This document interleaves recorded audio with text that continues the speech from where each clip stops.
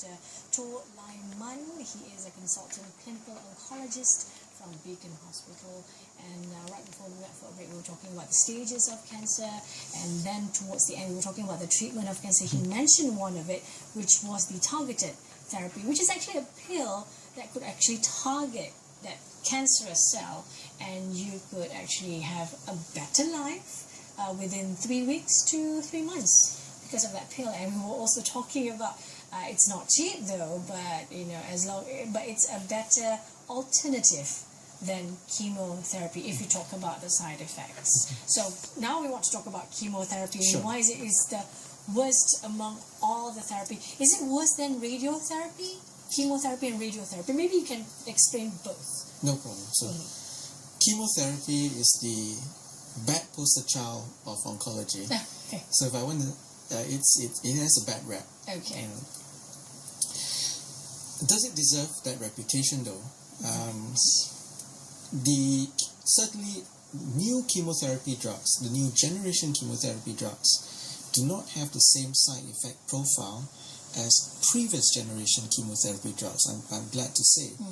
And in lung cancer, some of the drugs we use tend to have the lowest side effect profile compared to all the chemotherapy drugs that are out there in the market. Okay. So I think the concept that if you have chemotherapy, you'll be stuck in bed, you won't be able to get off your house, vomiting, hair loss, is really not applicable anymore. Okay. So I've had patients who are on chemotherapy. They do get some side effects, but these are manageable.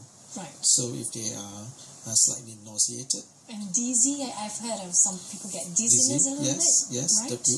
We check their blood pressure if that is the situation. But by and large, we find that patients tolerate these regimes reasonably well. Okay. What I mean by reasonably well is that they can carry on with their life. Right. So young patients on chemotherapy, they can continue working. They may not work full-time, they may work part-time, but they are still active. They can look after their children, they can manage their household, they are able to function. They're not bedridden. They're not bedridden. Okay. When you say chemotherapy, for those of you who do not know what chemotherapy is, what's happening, what is the doctor giving to you, and what's happening with your body? So chemotherapy is, if targeted therapies are the smart bombs, chemotherapy are the carpet bombs of oncology warfare. Right. So they do have, they're not as specific as targeted therapy, but to say that they kill the good cells and the bad cells, which is what a lot of patients tell me, isn't really quite true either. I see. Because chemotherapy does select out cancer cells to target. Their selection criteria or their selection process is not as refined as targeted therapy. It's wider. It's wider, but that is selectivity. Right. It doesn't kill the whole cell, the whole body's cell. Absolutely not. Right. That's a misconception. That's the notion that I always receive about chemotherapy. So once you are told to get a chemotherapy, so what's happening with you? What is the doctor giving to you? Is it liquid? Is it some radiation? It tends to be liquid. It comes in a drip.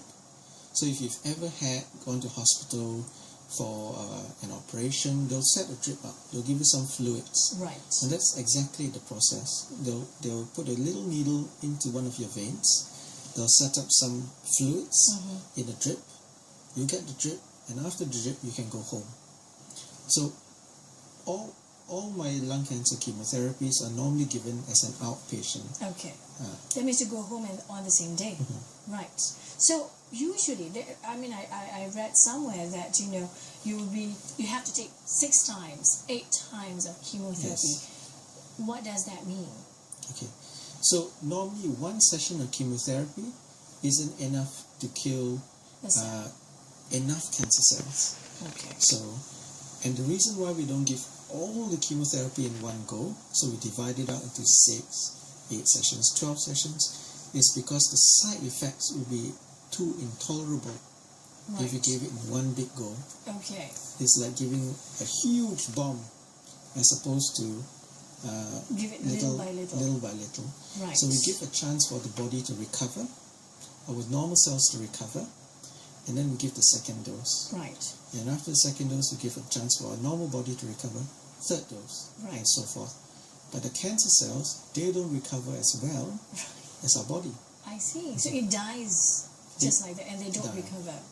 Right. And in between sessions, how long does it take in between sessions? Normally 3 weeks. Okay. Normally 3 weeks. Right. So so you get your first one in the first week, and then the third week you come back for another session. So you were mentioning the side effect is a big thing. You know, some people could not take it. I've heard some people say it's too hot for your body, and you get nauseated. You lose your hair. What will be the reasons for having all this kind of side effects? So the stronger chemotherapies can affect the normal cells of your body as well. So if it affects, for example, your the cells in your intestines, you may experience a bit of diarrhea as those cells die off, and you have to Purge. open your lungs, Right. purge. Similarly, you may vomit.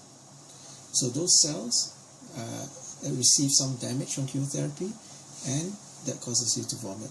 That's the reason why you vomit. Yes. It's not because of the medication.